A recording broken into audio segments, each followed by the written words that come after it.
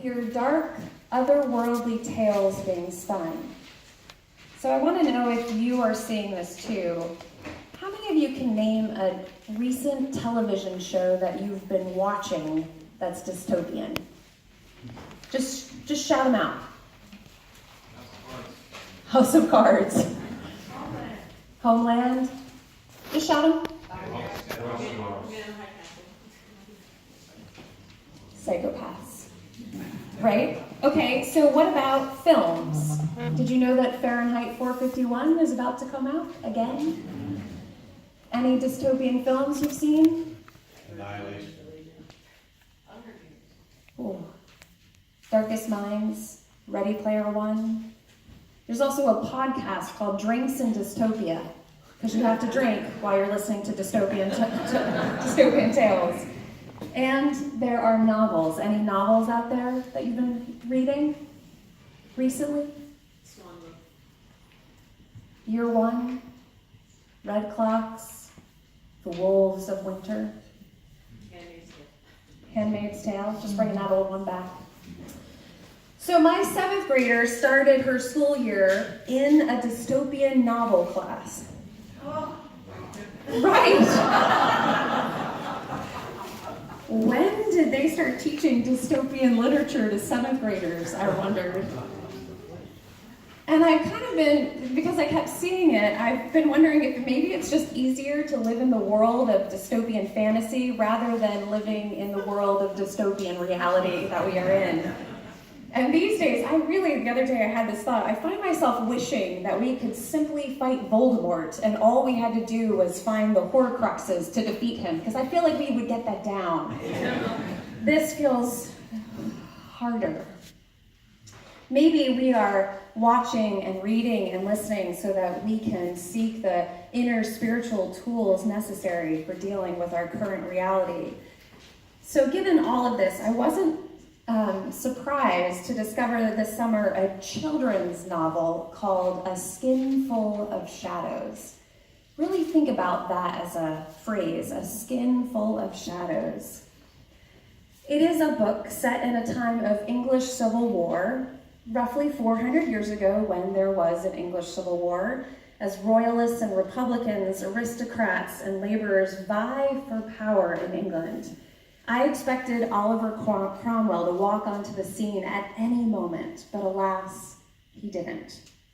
In his place is a young girl, Makepeace Lightfoot. That's her name, Makepeace Lightfoot, a Puritan name, as she grows up in a Puritan community and the daughter of a single mother. When her mother dies in a riot, Makepeace is sent to her ancestral home, the ancestral home of the father she never knew. And she discovers that she is a child of the Felmont family, a long-standing aristocratic family. And that's when she also discovers the secret of the Felmont family. And I promise I'm not spoiling the plot, you're more than welcome to read it. In each generation, there are a few in the Felmont family who possess a certain gift. They have the ability to house in their bodies the ghosts of their ancestors, the literal ghosts. Makepeace's uncle tells her, imagine how great a family would be if no experience, no skills, no memories were ever lost. Suppose every person in the family could be preserved, the blessings of centuries of accumulated wisdom in one body. Just want you to imagine for a second all of your ancestors in the voices in your head. We speak metaphorically of our ancestors living through us. In Skinful of Shadows, each generation is literally allowing their ancestors to live in them, in their minds, in their bodies, in their souls. It gives the Felmont family great power in England, and their ability is a blessing and a legacy that is carried on by each subsequent generation. But is it a blessing? Makepeace wonders. Because she watches in horror as her kind, intelligent uncle loses all trace of himself as the ancestors' ghosts take over him. And she begins to understand how this legacy is, in fact, a curse. It sounds like a great children's book, right? Right? I started reading it, and I was my children and I have this legacy that we do where we read stories out loud to one another, especially when we're on vacation. And I got one chapter in and I was like, listen, maybe you guys can read this later. So, not really some summer light reading. But reading this book has made me wonder again and again, when is the legacy our ancestors pass along to us a blessing? And when is it a burden? It's a reminder to be mindful. Makepeace's story, dystopian as it is, reminds us that we can choose to embrace the legacies passed down or not to. I want you to think about your own lives, your own stories for a moment. Consider the things that maybe your parents or the generation before you, the things they thought were normal, that they expected you to carry on. Maybe it was an act, a holiday ritual, a way of being that you decided quite purposefully not to pass on. I will tell you that I have heard from people, one person after another, that they have done the hard work of dealing with physical and emotional abuse in their families of origin. They have done that work so that they wouldn't pass on those burdens to their children. I've also heard people say that their lives are about turning the tide on burdens like climate change, or racial discord, or how we deal with immigrants, or economic disparity, so that our current legacy is not a burden. And in this context, a few years ago, I attended a week-long workshop with the fabulous Joanna Macy. She's a Buddhist scholar and an environmental activist. I talk about her whenever I get the chance. She led us in this exercise she calls Seventh Generation. And I've shared some of this exercise with the congregation before, but I want to share one particular reaction, but I have to take you through the exercise. So pretend you're in a workshop, all right? Not in a worship service. So Macy gathers people in pairs. One person lives in the present day world, and the other person imagines that they are a person 7 generations in the future. Okay? Present day, 7 generations in the future. And as they meet, there are 2 assumptions that must be made. First, humans are living on Earth 200 years from now. That's the first assumption, because that might not be the case. And secondly, the future ones, the people in 7th generations, have a cultural memory of what is happening in our time right now. They know what we are doing and how it affects them. So those are the 2 assumptions. And what Joanna Macy says, that in order for these 2 people who live in 2 different times, in order for them to be able to have a conversation, they need to meet outside of time. And in order to do that, she says we are going to travel there by the power of our intention and our imagination. And so she begins by making a sound together, long and strong, the seed syllable of ah, which stands for all that has not yet been spoken. So I want to know if we can use our imagination saying this syllable and try to go to a space outside of time. Are you ready? Oh, I got the lovely looks. You should see your all's faces. All right, so just for a moment. Ah.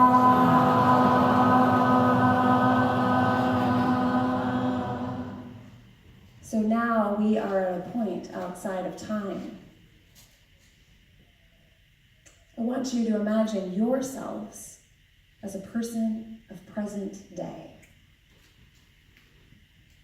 And I am a person of the 7th generation. And I have 3 questions for you. Ancestor, I greet you. It's so amazing to see your face because all of my life I have heard stories about the time that you are living in. They say that in your time, there are a few people richer than the richest ancient kings, while billions of people are without enough food or shelter or clean water. They tell us that in your time, bombs are being made that can blow up entire cities, that whole species of animals and plants are going extinct. They tell us that you know about these things while they are happening. Is that true? And if it is true, what's it like to live with that knowledge? I want you to think for a moment how you would respond to me.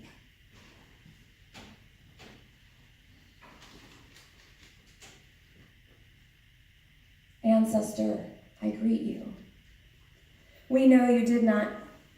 When we in our generation find water we drink and soil that is safe to grow, it is thanks to the work that you and your friends are doing on our behalf. It must be hard for you, especially at the beginning, standing up for beings that you have never met or will ever meet. So I want to ask you, what inspired you to start on this path? What were the first steps you took to ensuring I am alive? Again, I ask you to think, what would you say to me?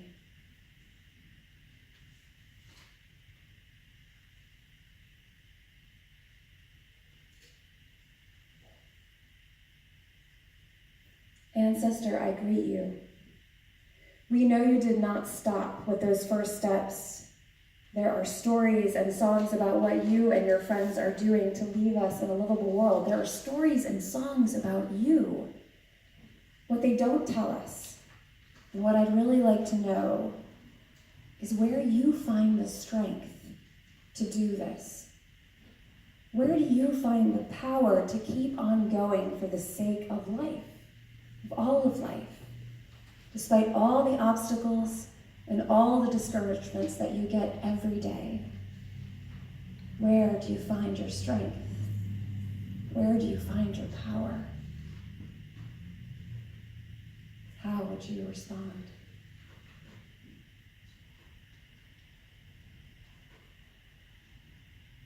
So I'd like you to come back into present time. Maybe go, again, one last time.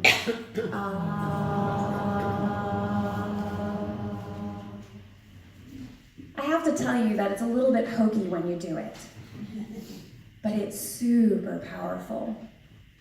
For each and every person who answered these questions, it was an awakening that our lives mattered. Up until that point, people of all ages in that workshop had really just thought that life started with us. Really. What did it matter what we did? And it showed us that our choices really do matter. And as our reading today stated, maybe it all boils down to seeing ourselves as part of a sacred chain, that our lives are not insignificant or independent. Our choices are not without consequence to others. We are a part of a story, not just a random set of happenings. Our choices will tell the next chapter. Our choices connect the next link. Our choices pass on that which is precious and remind us that we are preciously connected. This is what it means to be a people of ancestry. And so today we ask, what burdens will you pass down and what blessings can we bestow? I, after going through this workshop, looked to my own ancestors for wisdom. I now ask people of other generations, what dystopian moments have you lived through? And what did you learn from them? Because what I've learned from their responses is that it's not just us living through a dystopian moment. Every generation does. And maybe that's something that we need to learn. Interestingly, did you know that this week marked the 80th anniversary of the radio play of the War of the Worlds about Martians invading New Jersey? of all places, right? Because the Martians, they really would come here. When it aired, I don't know if you remember this, but when it aired, it caused panic. Because while some people got the Halloween joke, 1 in 4 people did not. They thought Martians were invading New Jersey. And that this is a story that has been told over the radio and other forums many times, and that people are always fooled by the joke. It's because we know that a dystopian moment can happen at any time. And so I believe that this will always be true for every generation. We will face dystopian moments. That is why my 7th grader is in that class. So she knows how to deal with it. After the violence of the previous weeks, I've heard many people say to me, looking at you, that they were glad that their parents and their grandparents were not alive to see where we have come. And I admit that I've thought that myself. However, I believe this is wrong thinking. It's as if we expect that we must pass on a utopian world, but that will never be our legacy. Listen, kid, we've dealt with all the problems, so, just sit back and enjoy. That is never going to be the message. But what we do have to do is prepare the next generation for what they will live through. And so earlier this week, I reached out to one of our youngest participants in that Joanna Macy class, and I asked her to share her experience, and this is what she said. I remember this feeling of anger at my ancestors for the burdens of their legacy. Why hadn't they done more? Why had they left me with this train wreck of a world? My anger was quickly followed by a sense of both fear and then deep compassion. Because I realized in that very moment that I will be an ancestor one day. And the same could be said to me by future generations. How could you leave us with this? And she said that was a great moment of deep personal transitioning. And so after I left Macy's workshop, I did one thing. I started a daily spiritual practice of writing to a person 7 generations in the future. I write to those people, I give them names, and I tell them what I am going to do that day that I hope will mean that they're alive in the future. Relatives give us our brown eyes and bowed legs. Ancestors bless and burden us with a legacy. Relatives are those we tell stories about. Ancestors call us to carry the story forward. Our relatives allowed us to be here. Our ancestors tell us why we are here and why it matters. Whether you are turning 90 next year or 20, I want you to know that you are an ancestor.